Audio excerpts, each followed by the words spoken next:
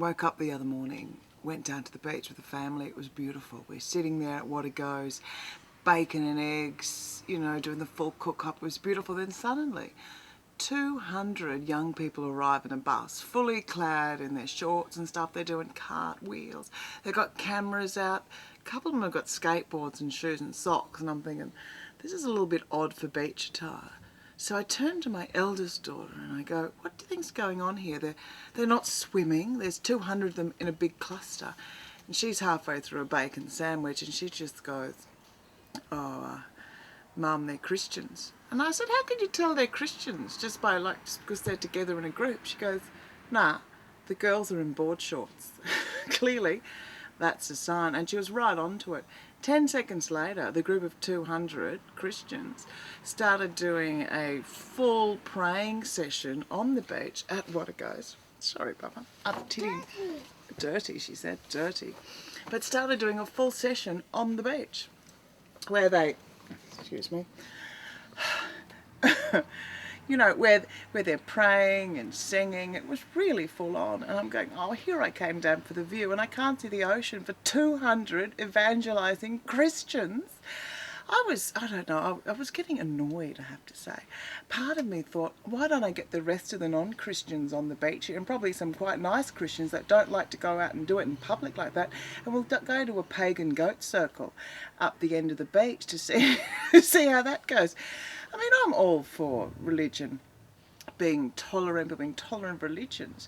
But the whole idea is to be a little discreet. One doesn't inflict one's religion on other human beings so as not to upset or offend them. That's why you have churches, like Catholic churches, you know, Anglican churches, you have temples, you have mosques. You don't go, but of all places, then they start baptising. You have, of course, it all started with full immersions at What It Goes. You know, not that they could go to Talos. You know, they could go somewhere where all you've got is, you know, a fisherman in a surfer and some psycho killer jerking off in the bushes. They could go there, but no, they had to go to What It Goes and do 200 baptisms at the busiest beach at peak time. But that is religious exhibitionism. I find it repulsive. I mean, I was just sitting there seething, watching, going, I can't swim now because I'll get dirty old Christian all over me. I'll get dirty evangelizing Christian on me. I was just hoping the sins of my family washed onto them. Oh, they're just waiting. What upsets me the most is how they sit there waiting. They're waiting for other disenfranchised young people, particularly.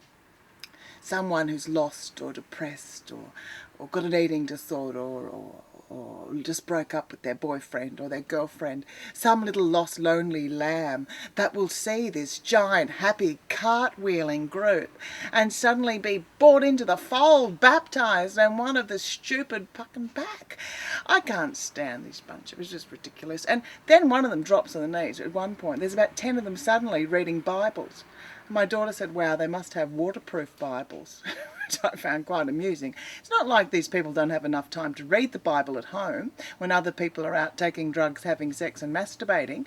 No, they've got plenty of time at home with the good book in bed. You don't have to drop to your knees and read it on the beach. Have a look at the ocean. That's a pretty amazing example of God's work on earth. Get rid of your book, you moron.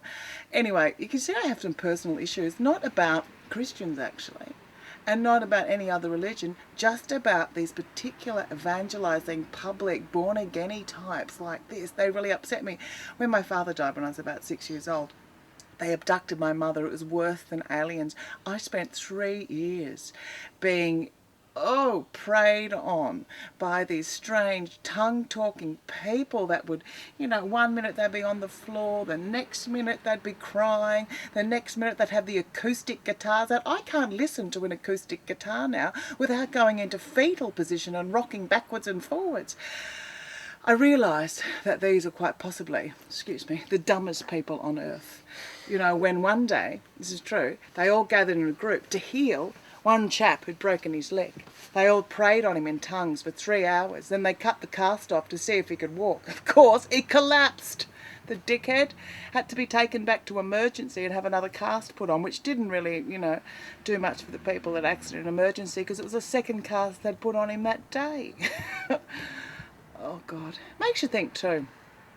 back to the whole Christian thing. I imagine if Jesus was here, because I'm not an atheist, I'm actually an agnostic, I don't think he would want to be part. I don't think Jesus would join one of those evangelising crazy groups. I reckon Jesus would be the bloke up the back on the bongos eating a bacon sandwich, telling those guys to F off so we could see the ocean. I didn't know what to do today, so I thought the breastfeeding Jesus is a great combination of religious iconography. And who knows?